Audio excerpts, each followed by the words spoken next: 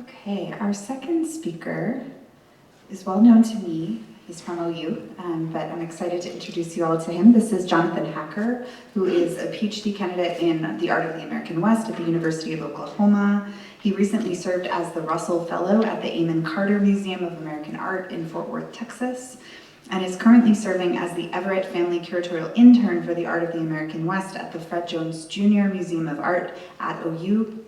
And he has curated the upcoming exhibition, which opens next week, Frankoma Pottery, for those who like nice things.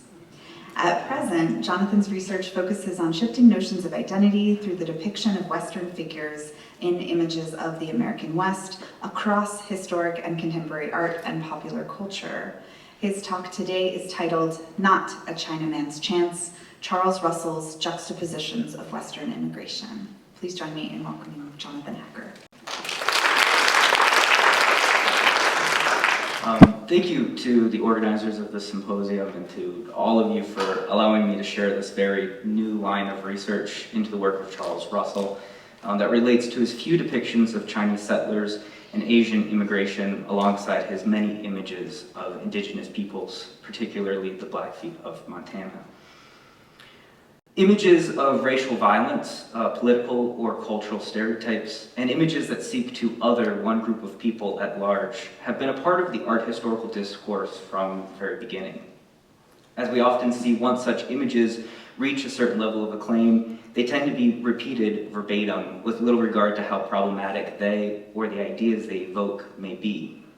From there, we tend to study them as archetypes, focusing on the descriptive qualities of the image and their impact on what may come next. With my own research looking at the creation of Western figures and what they came to represent as archetypes and symbols of cultural and personal identity, with shifting meanings and nuances, I've come to the realization that what we see is often a projection of something deeper, and is rarely as cut and dry as we would like it to be. I feel that this is especially true in some of the very problematic works of Chinese immigrants created by Charles Russell that I would like to talk about today, and try to unpack as images that are just as self-reflective as they are outwardly discriminatory. In 1894, artist Charles M. Russell created a series of 2 paintings on a subject he called Not a Chinaman's Chance. In these paintings, now housed in storage at the Yale University Art Gallery, Russell depicted a Chinese immigrant, a Euro-American cowboy, and a Native American figure engaged in a game of cards. The series of images that we'll look at in a moment responded to a culturally popular poem by Bret Harte, published in the Overland Monthly magazine in September 1870, titled Plain Language from Truthful James, or as it more commonly became known, The Heathen Chinee. This poem became an overnight sensation and was quickly picked up by publishers across the country.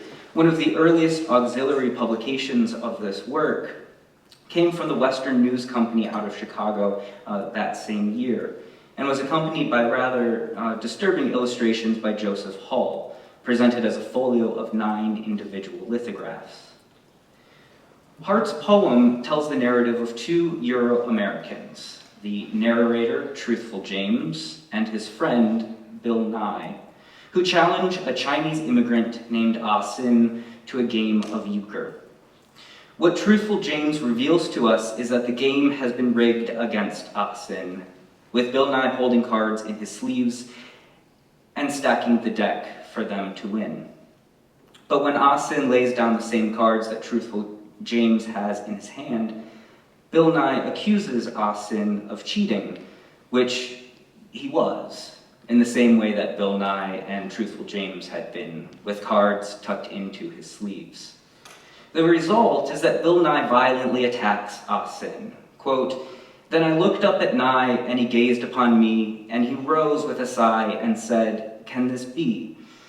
We are ruined by Chinese cheap labor,' and he went for the heathen Chinee. In the scene that ensued, I did not take a hand, but the floor it was strewed like the leaves on the strand, with the cards that Ah Sin had been hiding in the game he did not understand." Unquote. Tellingly, Hall's climactic drawing, illustrating what the poem refers to as the scene that ensued, is something akin to a race riot, which was not uncommon around this time, as mob violence against the Chinese was a recurring event in Western cities like San Francisco and Denver. The conclusion of this poem leaves truthful James pronouncing, quote, "Which is why I remark, and my language is plain, that for ways that are dark and for tricks that are vain, the heathen Chinese is peculiar, which the same I am free to maintain," unquote.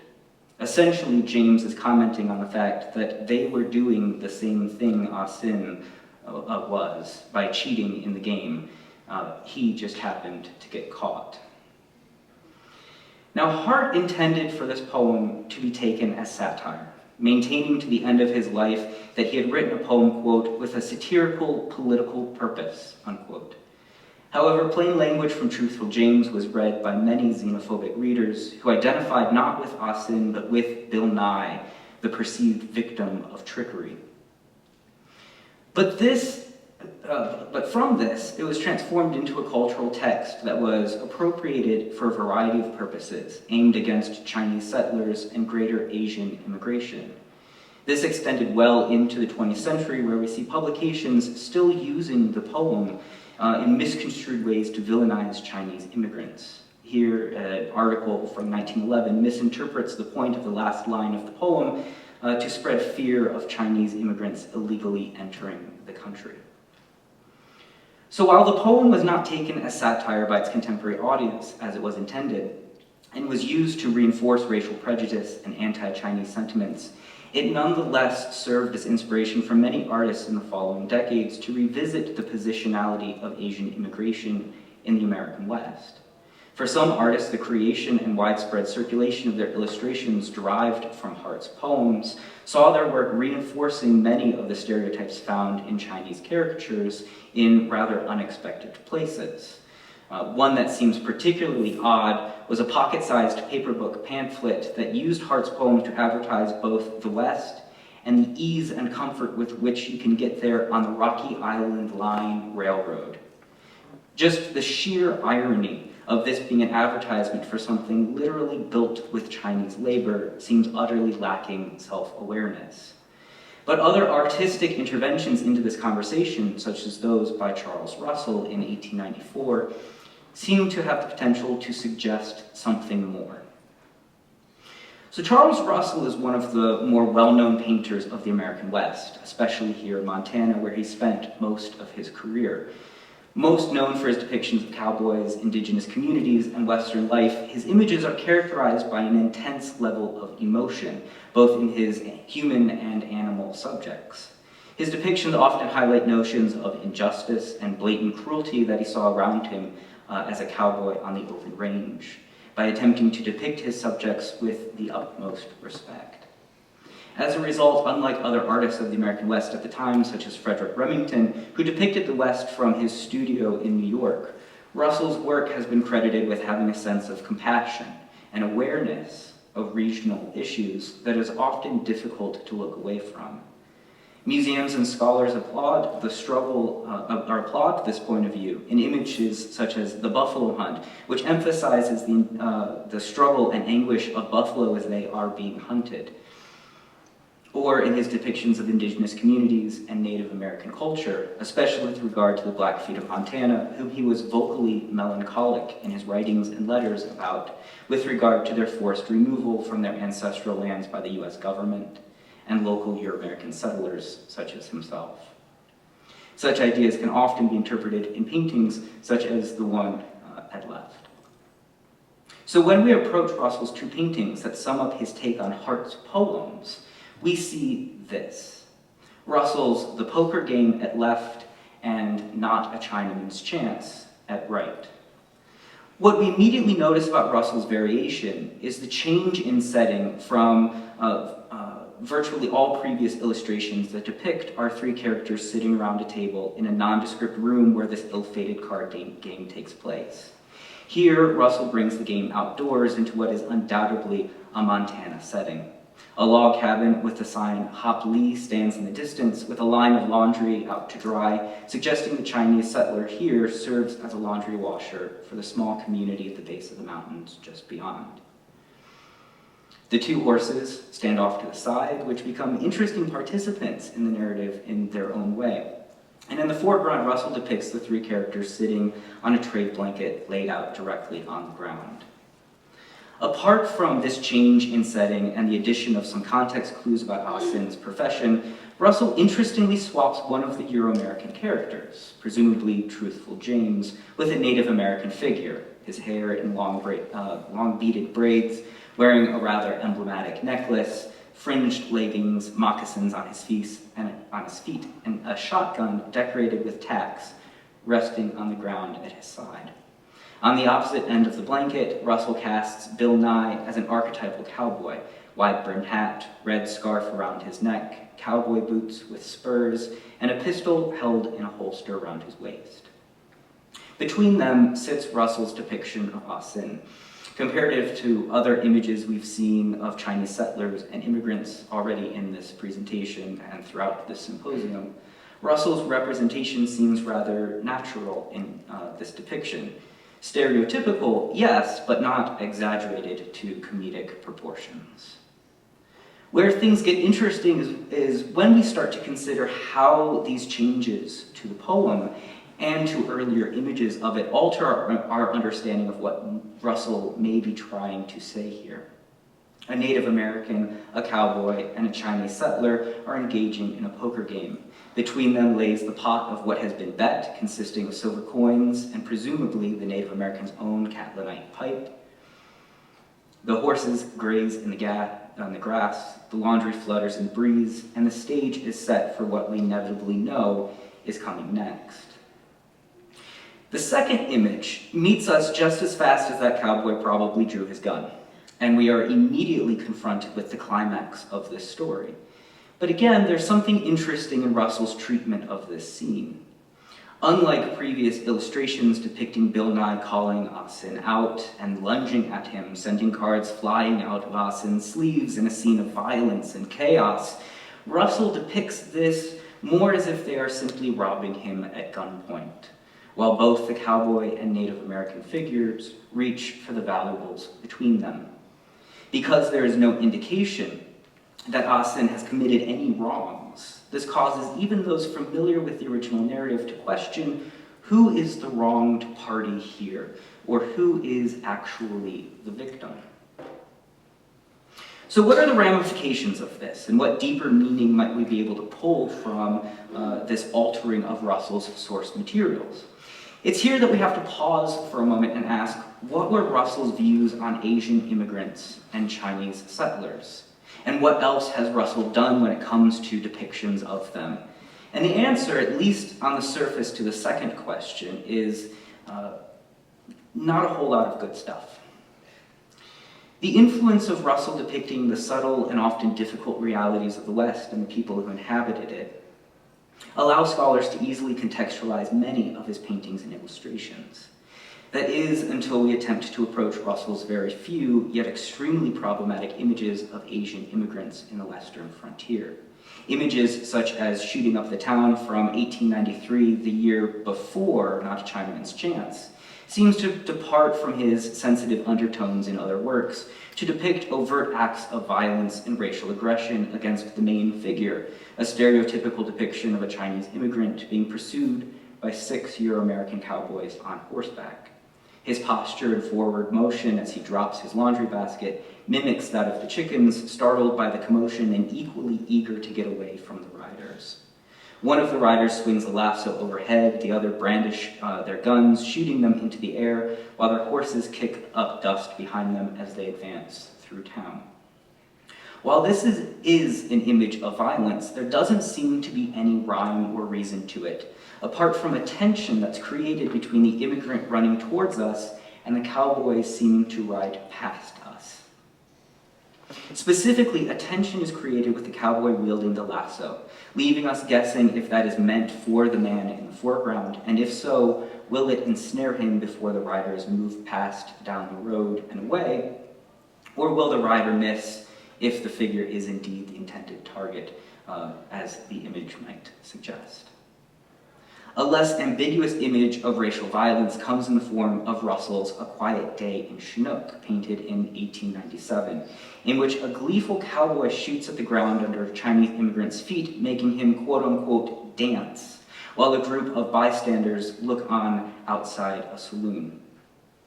These images fit within Russell's artistic voice, and I argue could not only benefit from being given serious consideration, but that such consideration could give a deeper understanding to Russell as an artist and to what he was attempting to say in his work with regard to the very inhabitants of the American West he is depicting. This is especially true when we actually start to ask about Russell's own stance on Chinese settlers and Asian immigration. The fact of the matter is that Russell doesn't tell us much. In his archives of letters and writings about every issue imaginable, little time is spent putting pen to paper about this topic. In one of the very few references I was able to find in his archive, he mentions taking his wife, Nancy, to see a Chinese music program while in Chicago, and comments that, quote, "It was about as good as the Grand Opry," end quote. While the letter goes on to describe the performers using some colorful language, nothing suggests he felt any ill will towards them. The only negative letter I was able to find was one in which he laments how immigrant floating cities of fishermen in California seemed to spoil the view he remembered of the coast. Not quite the condemnation one might expect when you look at an image like this. Now, this is not to say that Russell was a champion of Chinese and greater Asian immigration in any way. At best, I would argue that he held an ambivalent stance on the matter, which leads us back to the conundrum of what we are looking at on the screen now. When we view these problematic images by Russell in isolation, they tick off every box of xenophobia. When viewed in isolation, these images are depictions of intense racial violence and prejudice, and we tend to view such images in isolation precisely because such associations make them difficult to rationalize and discuss. But when viewed in comparison to other works created by Russell of the same or similar subjects around the same time, such as Tenderfoot, painted the same year as A Quiet Day in Chinook, we get a slightly more complicated prospect. Here we see a gleeful cowboy shooting at the ground under the feet not of a Chinese immigrant, but of a tenderfoot, the name given to a newcomer or novice, especially a person unaccustomed to the hardship of pioneer life. Represented here by his clothing, his hat, his monocle, and his spats, and his overall appearance and awkward posture, which stand in sharp contrast to even the most well-dressed Western man in the background. To simply say that these two images are similar would be an understatement. The tenderfoot represents an almost identical image to what we see in A Quiet Day in Chinook, in a slightly more refined way as an oil on board rather than a quick watercolor painting. While we deem the image on the right of a Chinese immigrant in a similar situation as an image of violence and prejudice, and for very good reason, the image on the left of the city slicker being hazed and put through his paces has been interpreted as a campy image of a cultural embodiment of cowboy machismo. Separately, the two images offer vastly opposing reactions in us as the viewer, but I argue that with the two in context, viewing the similarities in composition, characters, and the depiction of the offending cowboy, they present a more holistic view of violence in general, against those who were seen as not fitting in with the pre-established imagined West. The question that we return to is why? And there may be an answer to this in Russell's letters, particularly in his repeated, almost obsessive concern he had that the West he knew was being lost at the onset of the turn of the century, being lost through the ramifications of forced removal of Native American communities and the slaughter of buffalo herds, lost to changing social climates and to innovation. With this in mind, I propose one conclusion we can ultimately postulate by looking at these images in context, is that these are less images about racial violence and discrimination, and overt outward xenophobia, and more self-reflective images of personal and cultural anxieties and fears, embodied and mitigated through the depictions of violence against the foreign other, not particularly against Chinese settlers and Asian immigration in general, but against the threat or questioning of what was once seen as a firm and exclusive claim by the cowboy pioneer over the West itself. This mode of thinking that questions not only how these racialized and highly problematic images of Asian immigrants in the West functioned, but also questioning what deep-seated anxieties may have led to a need for such modes of representation, allow for deeper models of inquiry, and ultimately asserts a sense of autonomy, empowering such communities being derogatorily symbolized as ones that hold enough significance as to inherently threaten the status of Euro-American authority and control for some unseen reason. This brings us back to Russell's Not a Chinaman's Chance. Russell perhaps understood the satirical nature of Hart's poem, or at the very least understood it to be more than an attack on Chinese immigration. What we end up with is this complicated mixture of cultural identities which speak to the social histories of the West, both historically and contemporaneously to Russell's creation of this work. In light of what we just discussed, these images seem to take on a different tone, especially with a slight different understanding of Russell's own point of view in mind. The history of the region, the past, being personified in the indigenous figure who once had sovereign claim of the land they're sitting on, whom Russell has deep sympathy for, who has put his own Katlanite pipe, an object of great cultural importance, into the betting pot, and whose depictions at the time were often categorized as depictions of a vanishing race. On the other side of the blanket sits the cowboy, a figure Russell greatly identified himself with, and a personification of the present, who has, quote-unquote, civilized the West. He is the only one to draw his gun when confronted with the contemporary reality that his authority and accepted claim over the West, the very contested land which Russell has set them directly on, could be in jeopardy, threatened by the future, personified by the Chinese immigrant over which he has little control. These images subtly become slightly and ironically sad, as an image of the last gasp of a cowboy who has nothing to hold on to in the face of a changing West except the threat of violence. What we ultimately see is that underneath these racially charged images, and I argue this is true for much of what we've seen throughout the symposium, underneath these racially charged images lies a deep-seated emotional and cultural anxiety that is still in the forefront of discussions and that makes symposiums such as this necessary. But we have not yet resolved them, partially because the ways in which they present and embody themselves behind the scenes in works like Russell has not yet been fully addressed. And until we do, it seems the same cultural anxieties and fears that we see being brought to the forefront will continue to attach themselves to our broader public dialogues of immigration, cultural affirmation, and what it inherently means to belong and to open space for others.